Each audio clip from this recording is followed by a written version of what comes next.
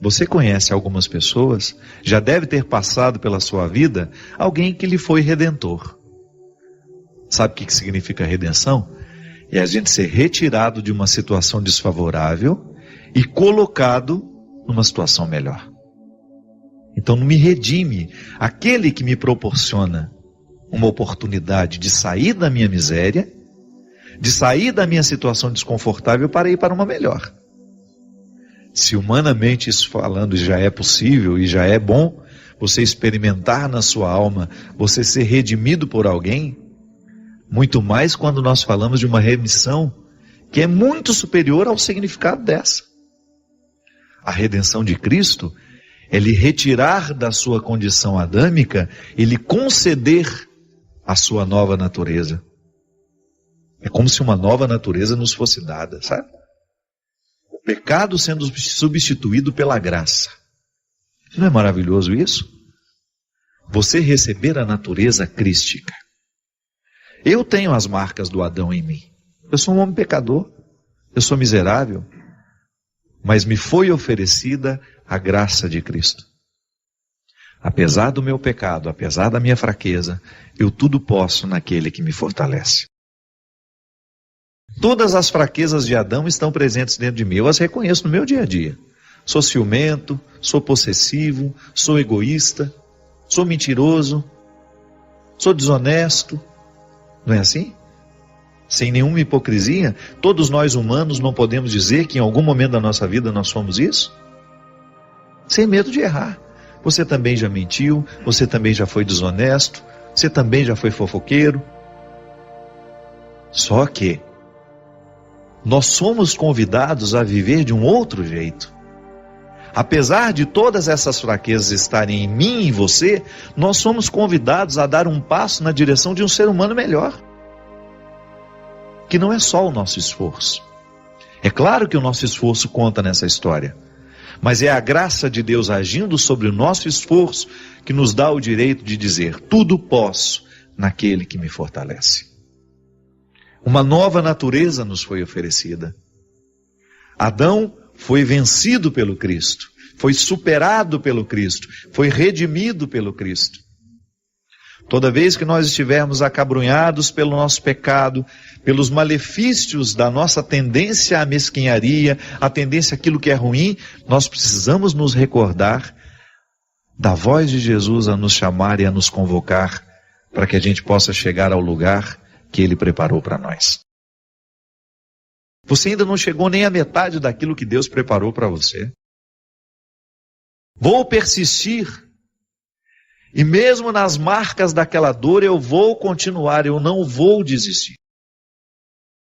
Eu não vou aceitar o fracasso como definitivo. Vou até passar por ele. Porque sou filho de Adão.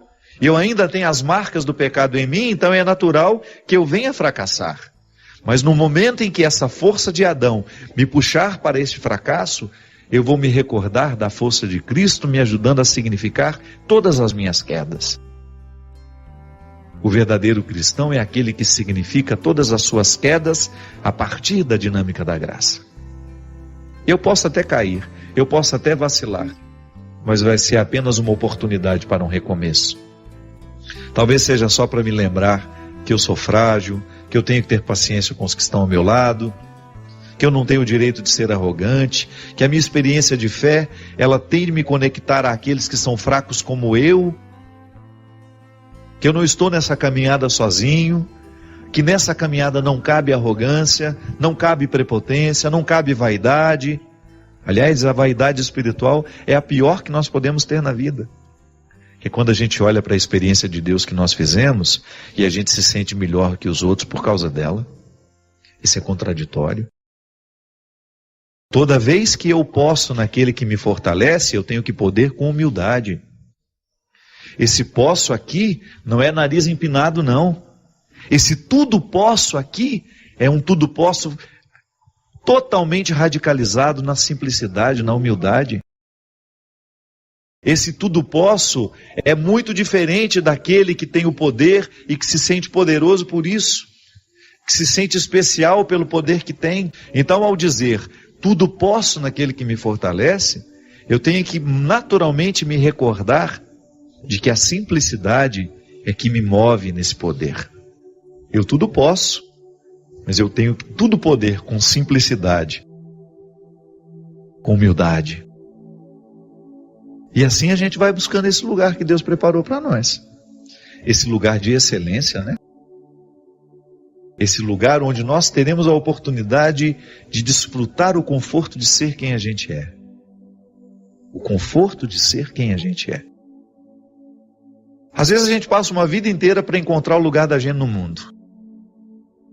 Às vezes a gente passa muito tempo investindo em sonhos, em projetos, estudando isso, estudando aquilo, tudo porque a gente só quer isso. A gente gostaria de chegar no momento da nossa vida e poder dizer: encontrei o meu lugar no mundo. Estou feliz sendo quem eu sou. Pode até você pode até ter variações, mas você sabe que você está no lugar certo. É isso que Deus faz com a gente. Quanto mais nós permitimos que Ele entre na nossa vida, maior é a clareza que Ele vai nos dando de estarmos ou não no lugar certo.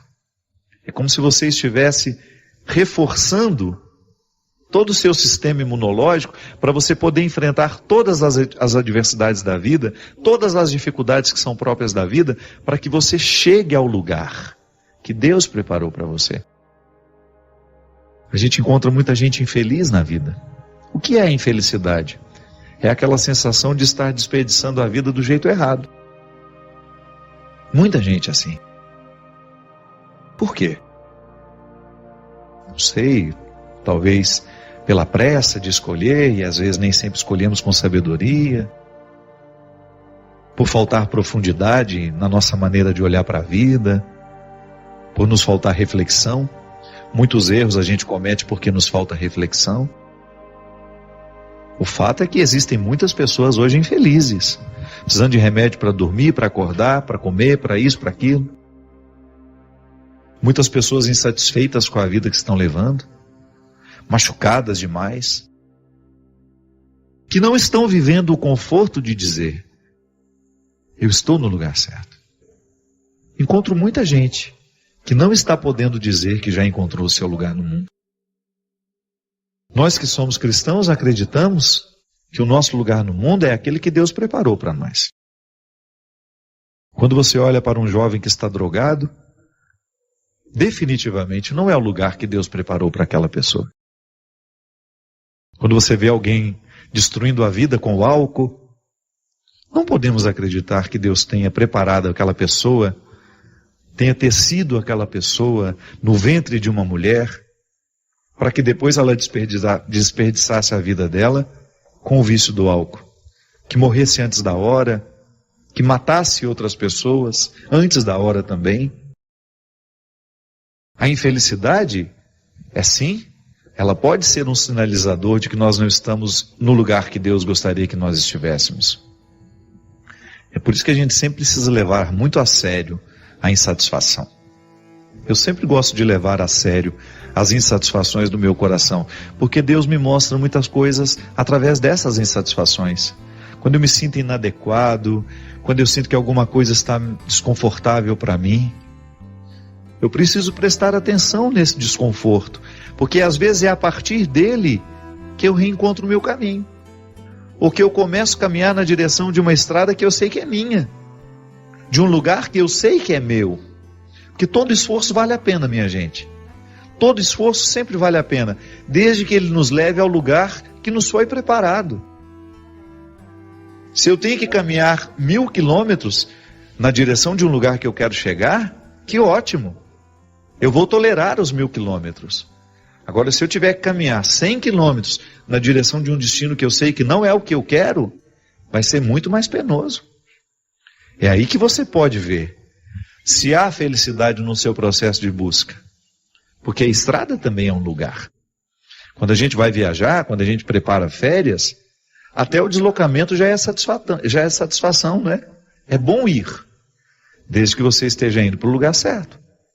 Se você não está indo contrariado, se você fez a escolha correta, se você estudou bem o lugar do seu descanso, então você vai com uma disposição muito maior. Na vida é a mesma coisa. Se eu estou colocando o meu empenho na direção de uma estrada que não é minha, de um destino que não é meu, é claro que a infelicidade vai se manifestar. É por isso que você precisa abrir bem os olhos para identificar se você está satisfeito sendo quem você é. Se está valendo a pena andar na estrada que você escolheu andar. E nunca é tarde para mudar, viu? Nunca é tarde para a gente acordar a nossa consciência para o sonho que Deus tem para nós. Porque você tem de viver esse poder. Volto a dizer, não é o poder da arrogância. O poder de Deus na nossa vida é esse que nos fortalece e que nos dá o direito de dizer que nós tudo podemos naquele que nos fortalece. É o poder da simplicidade, da humildade, do desprendimento, da pureza de coração. Deus fica grandioso no coração que é puro. E nós precisamos aprender o tempo todo. Porque eu, você, nós aí nas nossas paróquias, como nós somos mesquinhos, como nós queremos amarrar as coisas em nós. Nós precisamos pensar que o outro é o nosso companheiro de viagem. Deus nos ajuda a poder através dele. Por isso que é tão bom você ter pessoas competentes ao seu lado, aí na sua comunidade. Não fique com inveja não, fique orgulhoso. Saber que Deus suscita gente mais competente que você.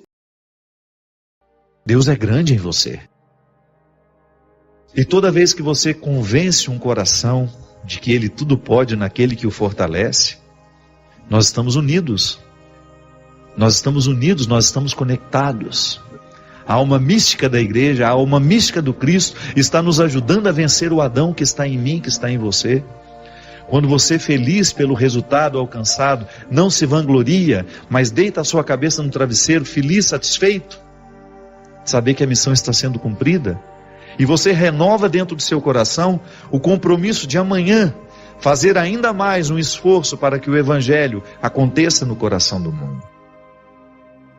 É aí o poder de Deus, o lugar, esse lugar privilegiado, o coração de Deus, acontece de maneira muito natural em nós e através de nós. Então podemos experimentar o poder que não nos deixa grandiosos, o poder que não nos deixa grandiosos, mas o poder que nos simplifica, o poder que nos aproxima, o poder que nos torna partícipes de um mesmo mistério, o poder que nos torna irmãos. E eu me recordo, minha gente, que a minha ordenação foi muito badalada. Teve muita coisa. E a Canção Nova transmitiu. E teve um show com quase todos os cantores católicos do Brasil um dia antes. Foi uma coisa grandiosa. E uns dias antes de ficar padre, eu me encontrei com o padre Roberto, da Toca de Assis. E aquele homem ele me chamou num canto e falou assim: Fábio, eu não vou poder ir na sua ordenação, mas eu sei que está sendo tudo preparado com muito carinho. Mas eu gostaria de te dar um conselho. No momento em que você fizer a primeira consagração, na primeira missa, você diga a Jesus assim: Senhor, vai acabar a festa, vai acabar tudo, e só vai ficar eu e você. Ali você vai ficar padre. Porque pode ser que no meio de muita confusão, pode ser que no meio de muita festa, de muitos amigos, você esqueça do principal. Minha gente, eu só posso ser padre à medida em que eu olho nos olhos de Jesus e continuo apaixonado por Ele, pela palavra dEle, pelos ensinamentos dEle, porque é impossível ser padre se eu não sou apaixonado por Jesus.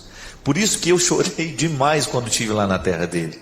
Foi conhecer a terra do meu melhor amigo, conhecer a terra que fez o homem que eu acredito. Eu coloquei toda a minha vida na palavra de Jesus, eu acredito nele. Eu não tenho o menor receio de poder dizer a você, eu tenho muitos defeitos, mas eu posso lhe dizer com a sinceridade mais profunda que eu sou capaz de expressar: não há ninguém neste mundo que me transformou mais que Jesus. Olhar para Ele, de ver a capacidade que Ele tinha de amar os miseráveis, minha gente. de olhar para os piores e gostar deles, de ser capaz de olhar para uma mulher, para uma prostituta no meio daquela multidão, e de ser capaz de amá-la mesmo no momento que ela não merece ser, de fazer um nanico descer da árvore, ele, o menor de todos, em todos os sentidos, um ladrão, um miserável, e dizer, ele tinha 1001 beatas para escolher, ele manda descer e fala, não, eu quero ficar na sua casa, contrariando a regra. O Jesus por quem eu me apaixonei, ele era capaz de ressuscitar as pessoas, não as que estavam mortas, mas aquelas que muitas vezes, como eu, como você, aí, quantas vezes você também precisou ser olhado nos olhos e que alguém lhe ressuscitasse? O seu corpo não estava morto, mas as suas esperanças já estavam mortas há muito tempo. Oh meu Deus, quantas vezes eu fui olhado por Jesus através de amigos meus, de padres, amigos meus, que me fizeram acreditar que a vida ainda valia a pena. Padre Léo, quantas vezes o Padre Léo foi Jesus na minha vida? E eu só posso ser padre se eu continuar apaixonado por ele. Eu só posso ser padre se eu continuar orientado pela palavra de Jesus, mesmo que eu tenha todos os pecados mais vergonhosos do mundo.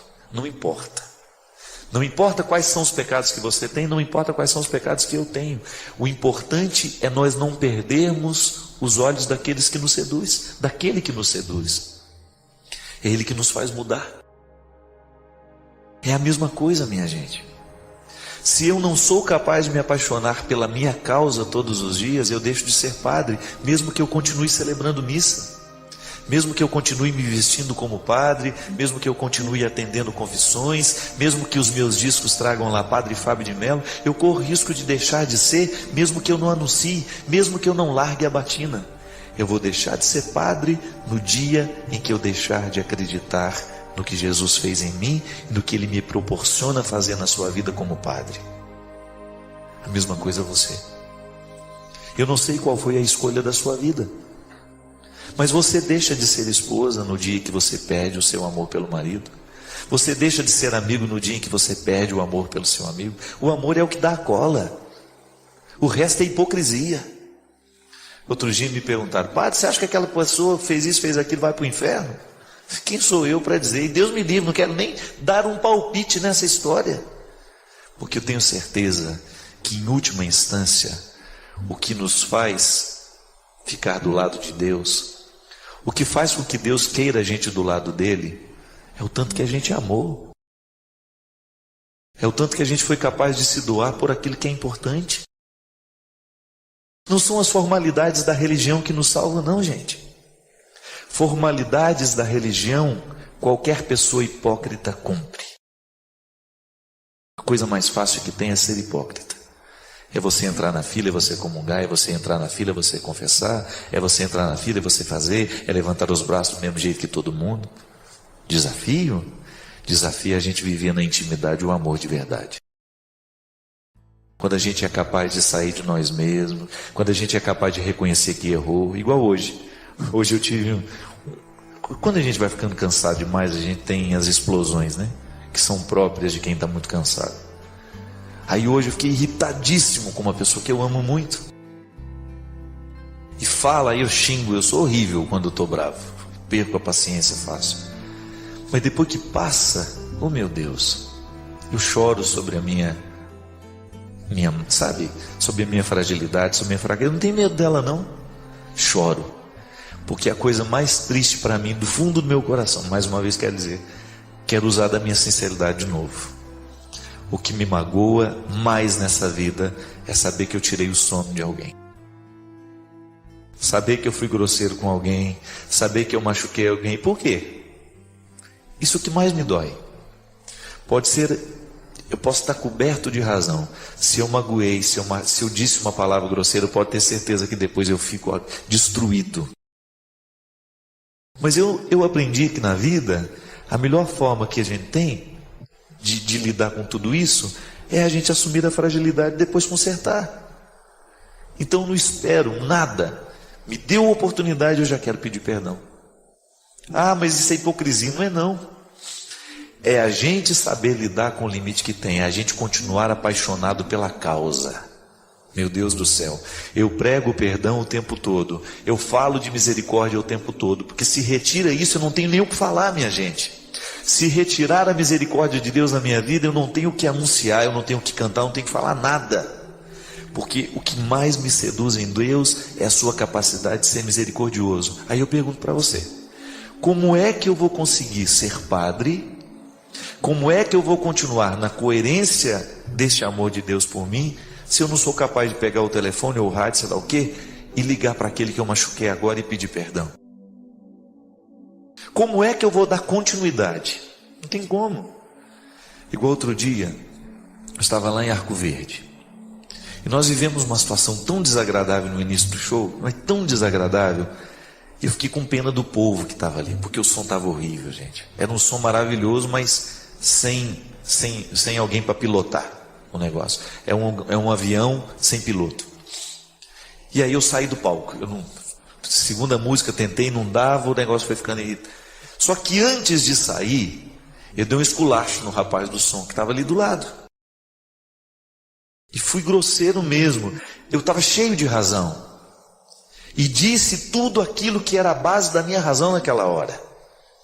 Na hora que eu subi, voltei para o camarim, ainda xinguei mais um tempo lá depois. E foi me dando aquela tristeza, foi me dando aquele, né? Porque eu sou rápido, tanto para ficar bravo quanto para ficar calmo. E aí, na hora de subir para continuar o show, eu não tinha que pegar naquele microfone, não tinha mesmo. Eu não tinha como continuar, eu não tinha nem o que falar. Aí a primeira coisa que eu fiz, não estou contando isso para me vangloriar, não, estou contando para partilhar, que para mim é importante. Aí cheguei lá no rapaz do som, chamei ele, ele ficou até com a cara assim, né? Ficou, pronto, vai me dar outro esculacho antes de começar, né? Aí eu dei um abraço nele e falei assim, meu amigo, me perdoa, porque se você não me perdoar, não tem como continuar o que eu vou fazer agora. Aí ele deu um sorriso para mim, vai lá rapaz, fica tranquilo, me bateu no ombro assim, pronto. Minha gente, se a gente não conserta a coisa, nós não damos conta de continuar amando a nossa causa. Quantas vezes na sua vida as coisas não foram para frente porque você não foi capaz de, pelo amor à sua causa, você voltar lá e consertar o que precisava consertar? O casamento vai por água abaixo quando a gente não conserta as coisas na hora certa. A maternidade vai por água abaixo. A vida de padre vai por água abaixo. A vida de consagrado vai por água abaixo. Porque o amor à causa é justamente a tomada de atitude. A gente demonstra que ama à medida em que a nossa atitude tem uma coerência com aquilo que a gente diz que ama. Caso contrário, é hipocrisia. Volto a dizer, eu não sei qual é a sua religião, mas eu sei que toda religião tem preceito a cumprir. Nós temos que ir à missa todo domingo, nós temos que nos confessar de vez em quando, enfim. Eu não sei quais são os preceitos que o seu mestre espiritual lhe dá para você seguir. Agora uma coisa eu sei. Independente de quais sejam eles não podem nos salvar se eles não estiverem unidos à nossa capacidade de amar. Não adianta nada eu ir lá confessar os meus pecados, receber uma absolvição, se eu não mudo em relação ao pecado que eu contei. Ah, padre, eu roubei. Aí eu vou lá, rezo uma Ave Maria, está tudo certo? Não acredito mesmo nisso. A minha absolvição, ela virá, sabe como? Claro, no sacramento que recebo, mas sobretudo naquilo que devolvo do que roubei. Naquilo que conserto do que fiz de errado. Senão, é prática sem nenhuma repercussão dentro de nós. É prática infértil, igual o deserto lá da Galileia. O amor à causa é igualzinho à gota que fica sendo julgada o tempo todo. Aí a gente tem que se perguntar todos os dias: quais são as causas que eu ainda amo? Quais são as razões pelas quais eu ainda sou capaz de morrer? Quais são as causas sem as quais eu não sou capaz de dizer meu nome? Pronto, é simples. Você mesmo sabe. O que é causa pela qual você pode morrer hoje? Não morrer tirando a sua vida, mas dando o seu sangue, o seu esforço, a sua luta. Eu não vou desistir porque isso é o que eu amo, é isso que quero. Como o pai é capaz de deixar de beber, essa é a atitude que vale a pena na vida. tudo mais corre o risco de ser hipocrisia, máscara na nossa cara. Máscara que cai com o tempo, assim como a maquiagem pode ser retirada. Nós não queremos a hipocrisia, mesmo que muitas vezes a gente esteja nela. Mesmo que muitas vezes nós sejamos indiferentes às nossas causas, porque às vezes a nossa indiferença ela é tão aguda dentro de nós mesmos. Nós não podemos ser indiferente àquilo que a gente ama. Os projetos que você tem, não seja indiferente a eles. Eles são a sua alma. Se você quiser descobrir uma forma bonita de entender o conceito de alma, alma é tudo aquilo que movimenta. O que é que na sua vida lhe movimenta? O que é que na sua vida não lhe deixa ficar parado? O que é que na sua vida ainda lhe desperta sentido? Eu não vou desistir por causa disso. Pronto, está aí a morfologia da sua alma, a forma da sua alma. Sua alma tem nome, sua alma tem cor, sua alma tem nome, sua alma tem tamanho. Às vezes, uma mulher tem a sua alma numa criança. A maternidade, ela traz tanta vida na vida de uma mulher. Por quê? Ela olha para aquela pequena criança e ela sabe que a vida dela agora está conectada a essa nova vida. É alma. Quanta coisa você como mãe fez que você não faria por pessoa nenhuma neste mundo e você fez pelos seus filhos. Alma lhe movimentar. Filhos são como alma a nos movimentar, a nos trazer de volta. E é isso. Aí a gente vai fazendo a nossa terra ser santa, a gente vai fazer a nossa vida ser valiosa, preciosa. A gente vai fazendo, a construção dos nossos significados. E aí você descobre esse jeito bonito de se apaixonar, de você trazer diante dos seus olhos sempre a razão pela qual você não desiste. Eu tenho certeza que você tem muitos problemas na vida, todos nós temos. E você tem problemas sérios, todos nós temos. Você tem razões suficientes para hoje dizer, olha, isso aqui é matéria-prima para qualquer pessoa desistir. E a gente até lhe dá razão. Mas eu tenho certeza que você vasculhando bem, você descobre uma causa pela qual você poderia continuar. E aí você se dá essa chance. Ao invés de olhar para todas as causas para a sua desistência, você olha para a única causa da sua persistência. Apaixone-se por essa causa. Não permita que a vida lhe faça esquecer de tudo isso. Ame cada detalhe desta causa e lute por ela enquanto for preciso. Porque o mais bonito não vai ser chegar até o final. É você identificar que no processo de hoje, mesmo que ainda não seja o fim, você já conseguiu sentir o sabor e a beleza dessa causa. Padre,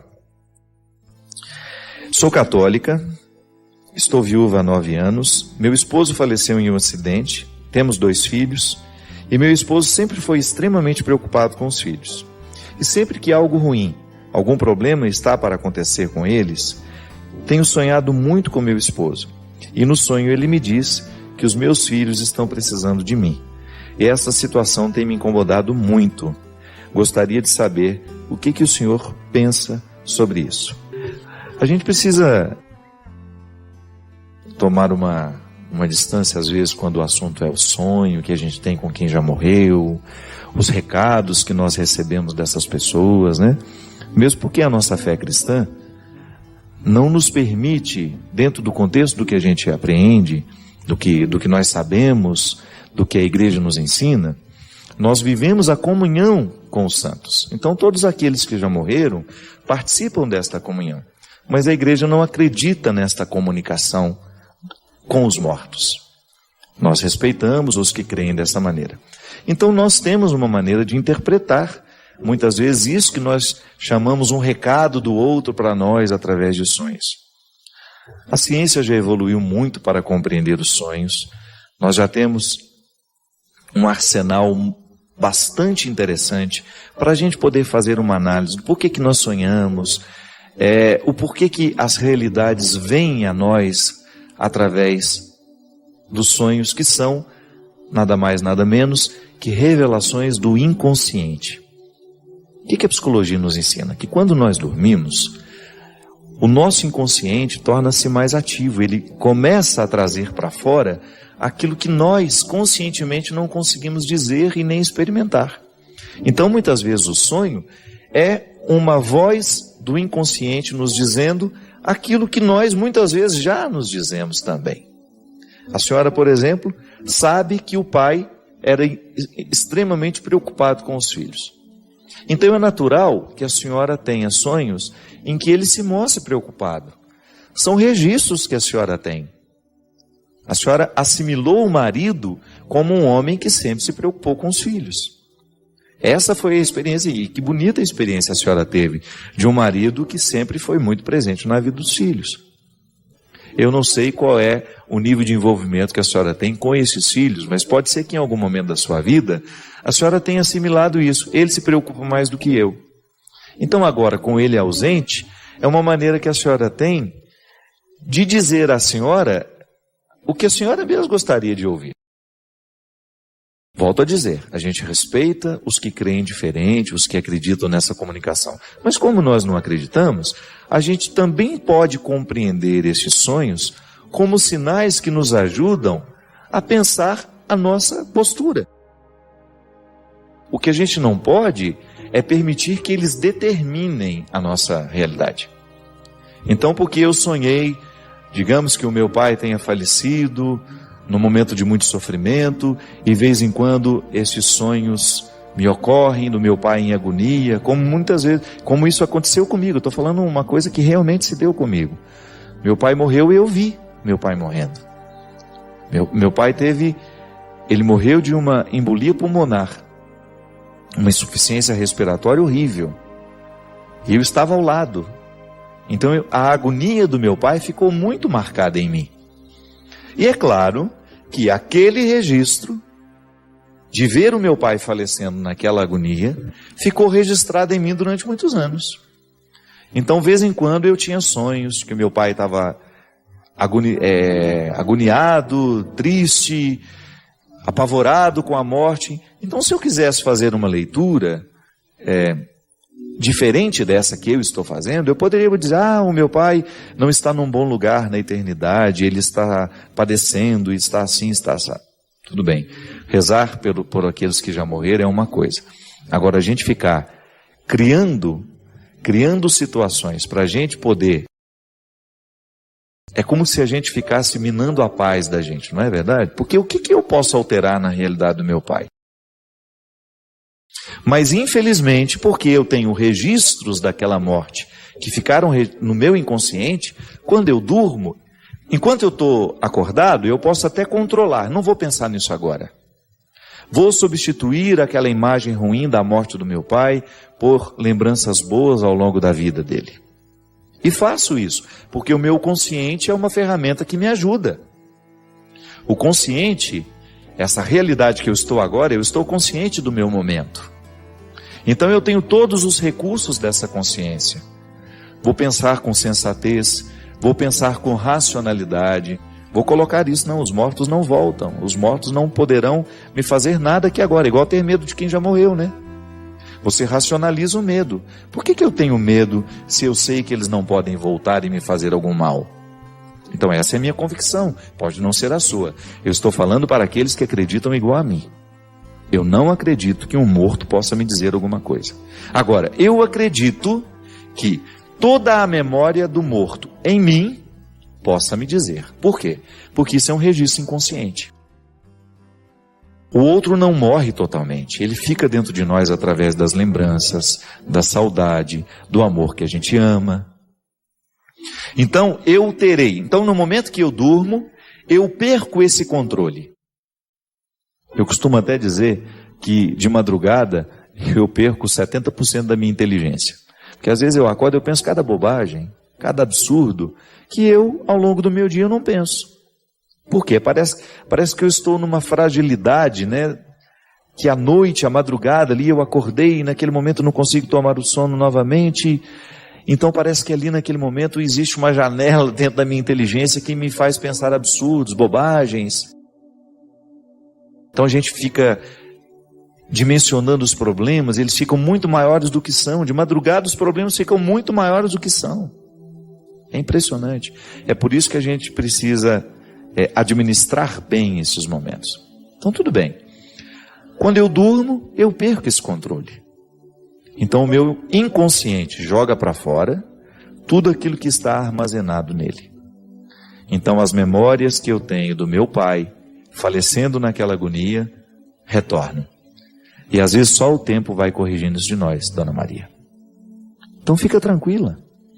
Peça a Deus para que o inconsciente da senhora jogue tudo para fora, tudo aquilo que ficou mal resolvido, né, ou bem resolvido, que a gente guarda tudo, para que aos poucos essa presença do marido na vida da senhora se torne natural, se torne uma saudade bonita, que não vá provocar mais esses desconfortos.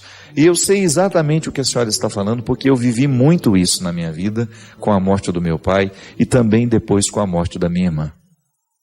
Então a gente perdeu alguém que é muito próximo a nós, esses registros ficam. Eu estou enfrentando isso agora com a morte da Cléo. De vez em quando tenho sonhos bonitos com ela, mas de vez em quando tenho sonhos horríveis. Naquela triste experiência que eu tive de estar também no último dia de vida dela, de vê-la agonizando e de depois estar lá, naquele IML, reconhecendo o corpo dela. Claro que isso é traumático para a gente. É uma pessoa que você ama. É uma pessoa que até então cuidou de você, que foi sua amiga, que foi sua irmã, que foi sua mãe. A gente não sabe o que o outro se torna para nós no momento que a gente ama. Fica grande dentro de nós. Então hoje eu tenho também, muitas vezes, acordado no meio da noite com pesadelos horríveis com a Cléo. Mas eu tenho consciência de que não é a Cléo me dando recados, sabe? Porque eu creio na generosidade divina, eu creio no amor divino que já acolheu a Cléo. Eu creio mesmo na profunda misericórdia de Deus. Olhando para a vida que ela viveu, para a mulher que ela foi, eu não tenho dúvida de que ela já está na eternidade desfrutando o que há de melhor. Tudo aquilo que minha fé me promete, eu acredito que ela esteja recebendo lá. Então eu racionalizo e penso, isso é um registro meu, não é dela em mim. Não é ela querendo falar isso para mim. Não, sou eu que tenho aqui agora que administrar esse luto com todo o peso dessas lembranças. Porque o nosso erro está em a gente pensar que o outro é que está dizendo aquilo para a gente.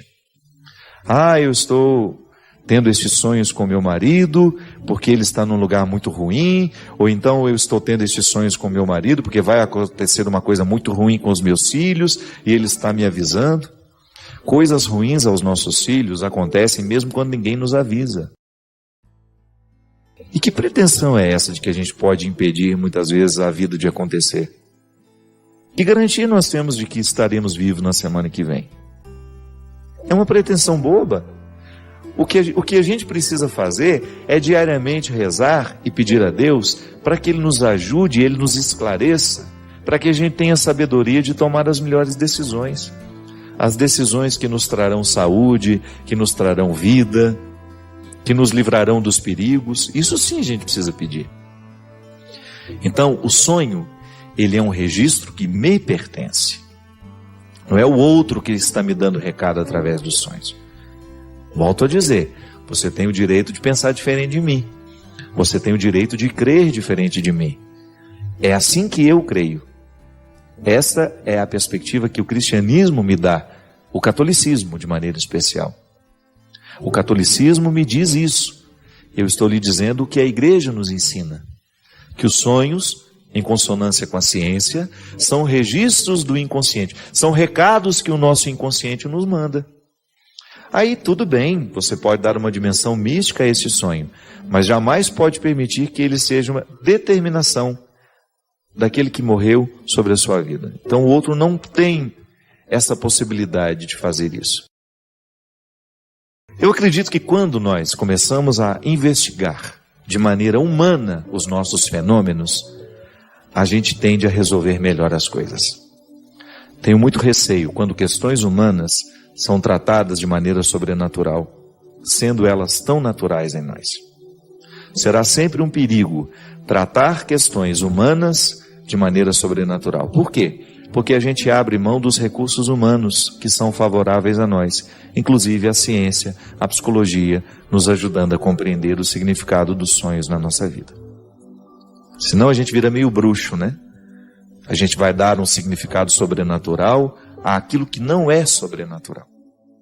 Nós temos profundo respeito às realidades sobrenaturais, mas também precisamos respeitar as realidades naturais. Eu acho que é uma maneira muito inteligente de viver uma fé encarnada. Senhor, fazei-me instrumento de vossa paz. Onde houver ódio, que eu leve o amor. Onde houver ofensa, que eu leve o perdão. Onde houver discórdia, que eu leve a união. Onde houver dúvidas.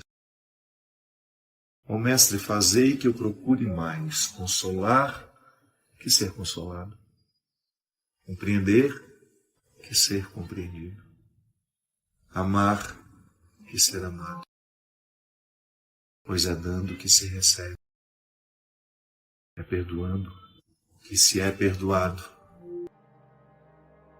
e é morrendo que se vive para a vida eterna. Eu abraço todo mundo neste momento, neste espírito franciscano, dessa oração linda, que nos convida a fazer mais pelos outros do que esperamos receber. Neste mundo tão marcado pelo preconceito, pelo ódio, nós ousarmos inflar o nosso corpo de espiritualidade do amor, da misericórdia. A gente inflar o nosso corpo para que ele seja um lugar onde Deus acontece. Um lugar onde a humanidade tenha a feliz oportunidade de ser redimida. Tornar o nosso corpo um lugar onde Deus, um lugar possa ser expressão do amor de Deus pelo mundo afora. Que tal experimentar a dieta da alma? Você já parou para pensar na dieta da alma? Você já, Crício? Boa noite. Você faz dieta para a alma? Que às vezes nós temos uma preocupação de fazer dietas para a gente emagrecer o corpo, mas a gente se esquece que nós também precisamos fazer as dietas da alma, que é quando você começa a identificar em você elementos que te pesam, do seu jeito de ser, do seu temperamento, elementos que vão dificultando o seu relacionamento com os outros. A gente vai se acostumando com esses fardos, com esses pesos, né? O evangelho de hoje, que a gente escolheu para essa leitura, para a leitura do programa de hoje, a gente fala justamente dessa necessidade que a gente tem de colocar diante de Deus todas as realidades que nos pesam. Porque é ruim ser pesado. Não é nada agradável a gente ser pesado. Se a gente está acima do peso, a gente tem dificuldade de andar com mais destreza, a gente tem dificuldade de subir uma escada. Tudo é mais cansativo quando nós estamos com alguns quilos a mais do que o nosso biotipo pede. Então a pessoa tem 1,70 m, se ela vai entrar lá numa pesquisa de quantos quilos ela deveria ter, ali você sabe quantos quilos a mais você está tendo. E certamente o peso a mais vai dificultar a articulação dos nossos joelhos, os nossos pés. Um corpo que tem 1,70 m não está programado para receber tanto peso. Então a dieta do corpo a gente sabe o que significa. É criar um pouco de vergonha na cara, a gente começar a comer os alimentos mais saudáveis, a gente ter uma atividade física. Mas como é que a gente faz para a gente poder se livrar dos pesos do nosso temperamento, que nos dificultam subir outras escadas. Se o meu corpo pesado me dificulta chegar ao alto de um lugar que eu não consigo chegar porque eu me canso, muitas vezes os pesos da alma também me dificultam chegar no outro, por exemplo, a conviver de maneira saudável, a estabelecer com o outro uma relação amistosa, leve. Então a proposta da Leila é justamente refletir essa arte de ser leve. A gente resgatar valores, por exemplo, como a gentileza. Quando a gente assume a gentileza como uma proposta de vida, nós estamos mergulhando no coração do Evangelho, que é o território, né, da gentileza, da fraternidade, do respeito ao outro. Enfim, tantas coisas que a gente vai assumindo e que vão dificultando essa leveza interior. Ou você que já está consciente da necessidade de viver, né? De ficar um pouco melhor, de livrar-se um pouco desses fardos, aproveite para acelerar dentro de você esse processo. A teologia nos ensina. Deus quer o nosso bem o tempo todo, mas eu preciso dar passos na direção desse. Porque senão o querer de Deus não se realiza em mim. O querer de Deus se cumpre na vida humana à medida em que essa vida humana se dispõe à luta. À medida em que essa vida humana caminha na direção deste bem que Deus quer. É assim que nós fazemos a vontade de Deus se concretizar na nossa vida. O sonho que Deus tem para mim, o sonho que Deus tem para você, passa o tempo todo pela nossa realidade. É na nossa realidade que nós vamos dar passos concretos na direção dessa transformação que nós precisamos viver e experimentar. Cuidado. Você que iniciou na sua vida um processo de mudança e de transformação, cuidado.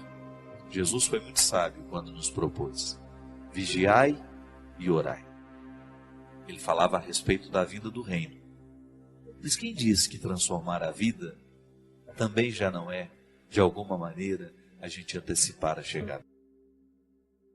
Hoje, o reino de Deus pode estar presente na história a partir da sua vida. Aquela mudança que você tanto deseja realizar na sua vida, na sua história, antecipa a chegada deste. E é por isso que o nosso estado de alerta nunca cessa. Porque há sempre alguma coisa em nós que está precisando passar por uma reforma, por uma transformação. E há sempre alguma coisa em nós que nós precisamos selar com a fidelidade. E esse alerta é justamente para que a gente não perca o fio da meada, para que a gente não se esqueça do compromisso que a gente assumiu antes de ser com o outro, um compromisso com a gente mesmo. A experiência do amor próprio é a primeira realidade que Jesus transforma quando encontra a gente. Quando a gente se deixa encontrar por Jesus, a primeira coisa que Ele realiza na nossa vida é isso. Ele faz a gente voltar a gostar da gente mesmo. Ele faz o amor reacontecer. Aquele que está em Deus precisa voltar. E essa é uma realidade que nós precisamos cultivar todos os dias. Porque senão, muito facilmente, a gente vira nosso inimigo. E a gente começa a lutar contra a gente mesmo. E a gente começa a trazer toda a destruição para dentro de nós, esquecendo até muitas vezes que nascemos para a vitória, para a realização. Proclamar a vitória de Deus é um jeito interessante que a gente tem. Primeiramente, reconhecer aquilo que nós esperamos dele. Porque quando a gente proclama a vitória de Deus na nossa vida, nós estamos reconhecendo que em nós há uma parte que a Ele pertence. Não que nós sejamos esquartejados, não. Essa totalidade do ser humano consiste em compreender que nele há uma parte irrenunciável que pertence ao sagrado. Território sagrado. É a identidade cristã sendo assegurada nestes detalhes da existência. Quando a gente descobre que dentro de nós há um espaço para a coragem, mas que também há um espaço para a fraqueza. E que na reconciliação dessas duas realidades, porque elas precisam ser reconciliadas o tempo todo, uma vez que ninguém é corajoso sempre, mas ninguém também é um fracote sempre. Nós fazemos a mistura, a transição de o tempo todo a gente se reconhecer em algum lado dessa história. Não te condenes a morrer com os teus defeitos. Coisa mais triste, minha gente, é quando a gente fala assim, eu sou assim e não mudo. Porque quando a gente diz que a gente não vai mudar, de alguma forma a gente já começou a morrer. Porque aquilo que não muda é aquilo que está morto. Por isso que o conceito de santidade é um conceito dinâmico que nos move o tempo todo para a vida. Santo não é aquele que está no definitivo, não. Santo é aquele que está no movimento constante de lutar para ser melhor. Santidade, todos nós somos convidados a viver. E às vezes nós achamos que santo é coisa de gente que já está no altar. Não. Santidade é uma realidade, é uma luta para a qual todos nós estamos convocados. Não tem que ficar se acomodando nos defeitos que a gente tem. É tão bom a gente ter a sensação que cresceu. Erga os olhos, destranca a tua voz. Vem receber novas vestes de luz e proclama comigo a vitória de Deus. Destranca a tua voz. Você que tantas vezes tem medo de dizer, você que tantas vezes tem medo de falar das tuas dificuldades, dos teus limites. É tão bom a gente ter coragem de assumir que a gente é frágil. É tão bom a gente ter coragem de assumir a fragilidade, porque depois dela, a coragem toma conta de nós. E isso é realidade, não é uma conversa fiada, não. Às vezes nós nos empenhamos tanto para vencer, mas a gente esquece de um detalhe pequeno e tão fundamental na vitória. Para a gente alcançar a vitória, nós precisamos o tempo todo fazer a experiência constante de permitir que aquilo que é parte de Deus em nós, que Ele cuide, que Ele alimente. Porque aquilo que é dele, Ele já está fazendo acontecer. Agora a vitória muitas vezes não ocorre porque falta a nossa disposição de trazer as talhas com água para que Deus faça a água transformar-se em vinho. Este movimento é humano, é decisão humana acreditar na palavra que transforma a água em vinho. Você já parou para pensar quantas realidades humanas você experimenta? Quantas realidades você hoje vive na sua vida que são semelhantes à história do vinho, da água que se transforma em vinho? Quantas realidades humanas você precisaria ter a coragem de apresentar ao Senhor e dizer, essa é minha água, e eu gostaria muito que o vinho acontecesse. Esta é a luta que eu trago, Senhor. É o empenho que eu tenho vivido todos os dias da minha vida, e eu espero pelo teu milagre. Porque eu sei que esse milagre se dá a partir de dois caminhos, o meu e o seu, que num determinado momento se juntam. São dois gestos que têm o poder de transformar e de acontecer e de fazer aquilo que antes parecia impossível. Causas impossíveis, nós costumamos dizer. Existem muitas causas que são impossíveis, é porque a gente ainda não fez o que é possível. Nós só temos o direito de esperar pelo impossível, depois de termos feito tudo o que nos foi possível.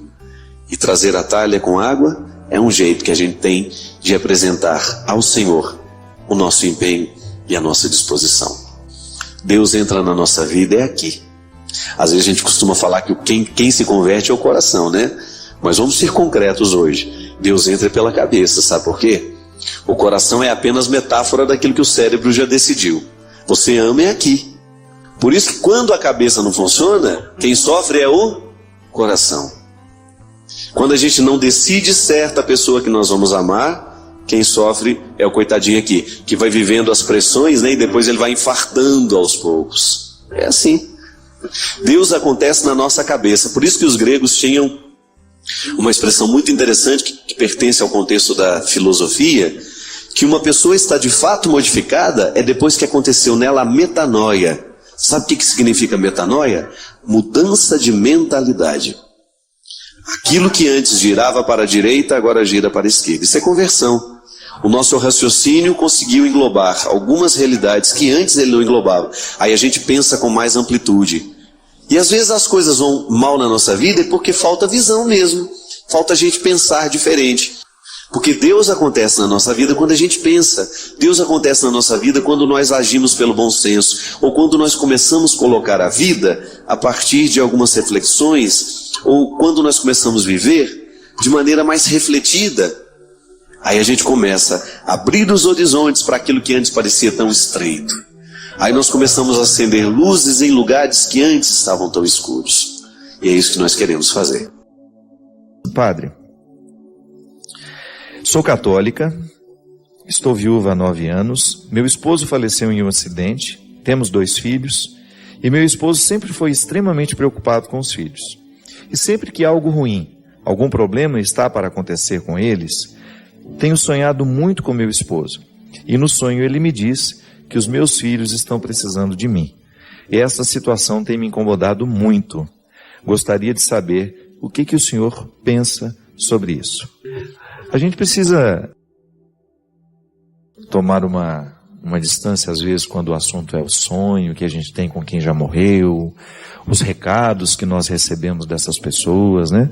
Mesmo porque a nossa fé cristã não nos permite, dentro do contexto do que a gente apreende, do que nós sabemos, do que a igreja nos ensina, nós vivemos a comunhão com os santos. Então todos aqueles que já morreram participam desta comunhão.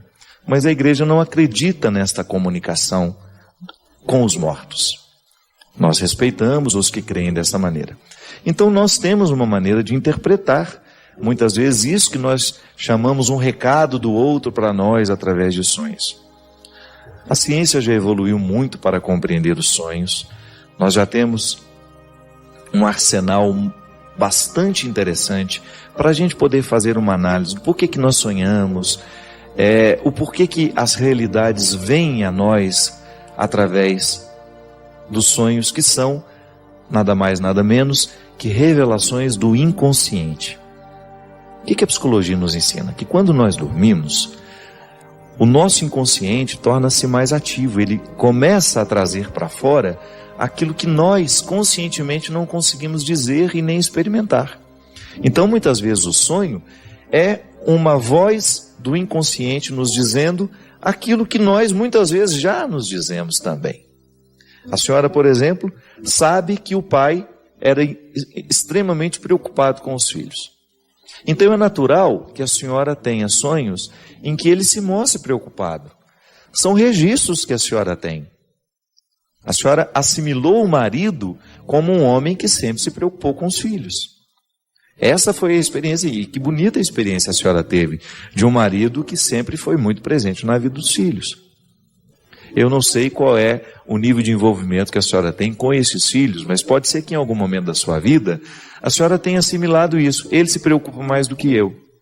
Então agora, com ele ausente, é uma maneira que a senhora tem de dizer à senhora o que a senhora mesmo gostaria de ouvir. Volto a dizer, a gente respeita os que creem diferente, os que acreditam nessa comunicação. Mas como nós não acreditamos, a gente também pode compreender esses sonhos como sinais que nos ajudam a pensar a nossa postura. O que a gente não pode é permitir que eles determinem a nossa realidade. Então, porque eu sonhei, digamos que o meu pai tenha falecido num momento de muito sofrimento, e de vez em quando esses sonhos me ocorrem do meu pai em agonia, como muitas vezes, como isso aconteceu comigo. Estou falando uma coisa que realmente se deu comigo. Meu pai morreu e eu vi meu pai morrendo. Meu pai ele morreu de uma embolia pulmonar, uma insuficiência respiratória horrível, e eu estava ao lado. Então a agonia do meu pai ficou muito marcada em mim. E é claro que aquele registro de ver o meu pai falecendo naquela agonia ficou registrado em mim durante muitos anos. Então, de vez em quando, eu tinha sonhos que o meu pai estava agoniado, triste, apavorado com a morte. Então, se eu quisesse fazer uma leitura diferente dessa que eu estou fazendo, eu poderia dizer, o meu pai não está num bom lugar na eternidade, ele está padecendo, está assim, está assim. Tudo bem, rezar por aqueles que já morreram é uma coisa. Agora, a gente ficar criando situações para a gente poder... É como se a gente ficasse minando a paz da gente, não é verdade? Porque o que eu posso alterar na realidade do meu pai? Mas infelizmente, porque eu tenho registros daquela morte que ficaram no meu inconsciente, quando eu durmo, enquanto eu estou acordado, eu posso até controlar, não vou pensar nisso agora. Vou substituir aquela imagem ruim da morte do meu pai por lembranças boas ao longo da vida dele. E faço isso, porque o meu consciente é uma ferramenta que me ajuda. O consciente, essa realidade que eu estou agora, eu estou consciente do meu momento. Então eu tenho todos os recursos dessa consciência. Vou pensar com sensatez, vou pensar com racionalidade, vou colocar isso, os mortos não voltam, os mortos não poderão me fazer nada aqui agora, igual ter medo de quem já morreu, né? Você racionaliza o medo. Por que eu tenho medo se eu sei que eles não podem voltar e me fazer algum mal? Então essa é a minha convicção, pode não ser a sua. Eu estou falando para aqueles que acreditam igual a mim. Eu não acredito que um morto possa me dizer alguma coisa. Agora, eu acredito que toda a memória do morto em mim possa me dizer. Por quê? Porque isso é um registro inconsciente.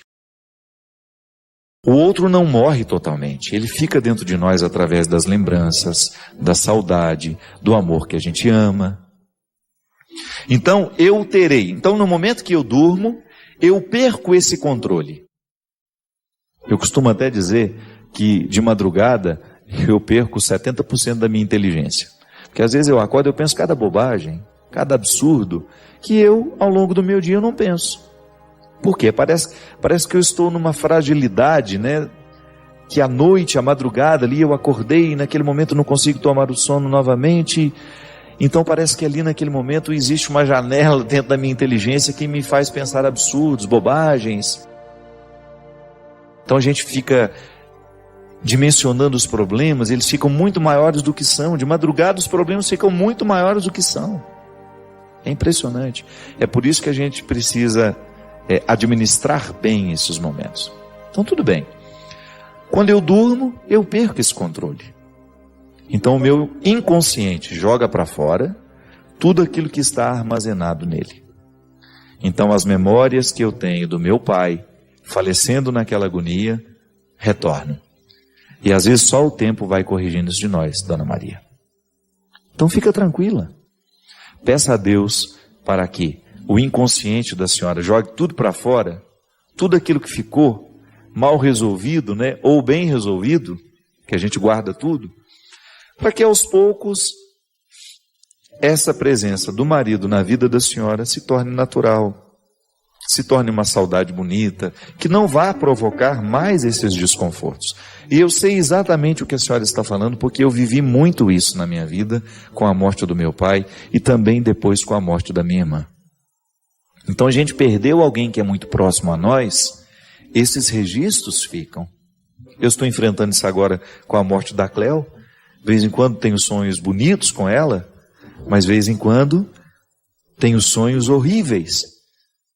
Naquela triste experiência que eu tive de estar também no último dia de vida dela, de vê-la agonizando e de depois estar lá, naquele IML, reconhecendo o corpo dela.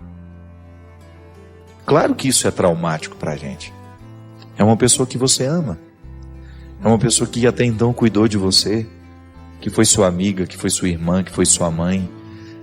A gente não sabe o que o outro se torna para nós no momento que a gente ama. Fica grande dentro de nós. Então hoje eu tenho também, muitas vezes, acordado no meio da noite com pesadelos horríveis com a Cleo. Mas eu tenho consciência de que não é a Cleo me dando recados, sabe?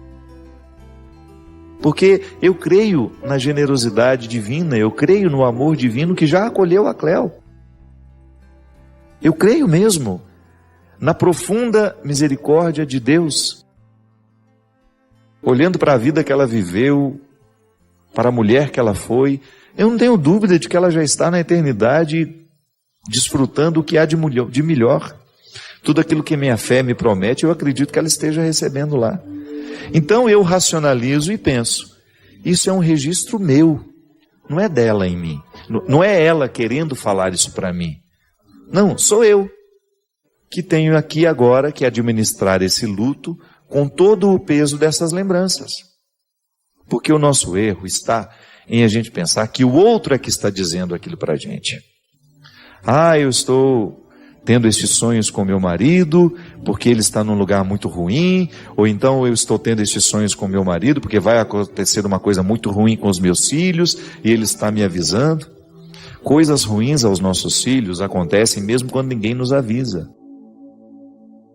E que pretensão é essa de que a gente pode impedir muitas vezes a vida de acontecer? Que garantia nós temos de que estaremos vivos na semana que vem? É uma pretensão boba.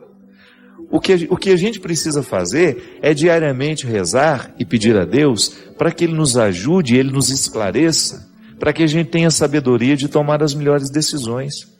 As decisões que nos trarão saúde, que nos trarão vida, que nos livrarão dos perigos. Isso sim a gente precisa pedir. Então, o sonho, ele é um registro que me pertence. Não é o outro que está me dando recado através dos sonhos. Volto a dizer, você tem o direito de pensar diferente de mim. Você tem o direito de crer diferente de mim. É assim que eu creio. Esta é a perspectiva que o cristianismo me dá, o catolicismo de maneira especial. O catolicismo me diz isso. Eu estou lhe dizendo o que a igreja nos ensina. Que os sonhos, em consonância com a ciência, são registros do inconsciente. São recados que o nosso inconsciente nos manda. Aí tudo bem, você pode dar uma dimensão mística a esse sonho, mas jamais pode permitir que ele seja uma determinação daquele que morreu sobre a sua vida. Então o outro não tem essa possibilidade de fazer isso. Eu acredito que quando nós começamos a investigar de maneira humana os nossos fenômenos, a gente tende a resolver melhor as coisas. Tenho muito receio quando questões humanas são tratadas de maneira sobrenatural, sendo elas tão naturais em nós. Será sempre um perigo tratar questões humanas de maneira sobrenatural. Por quê? Porque a gente abre mão dos recursos humanos que são favoráveis a nós, inclusive a ciência, a psicologia, nos ajudando a compreender o significado dos sonhos na nossa vida. Senão a gente vira meio bruxo, né? A gente vai dar um significado sobrenatural àquilo que não é sobrenatural. Nós temos profundo respeito às realidades sobrenaturais, mas também precisamos respeitar as realidades naturais. Eu acho que é uma maneira muito inteligente de viver uma fé encarnada. É sempre um prazer compartilhar estas experiências com você.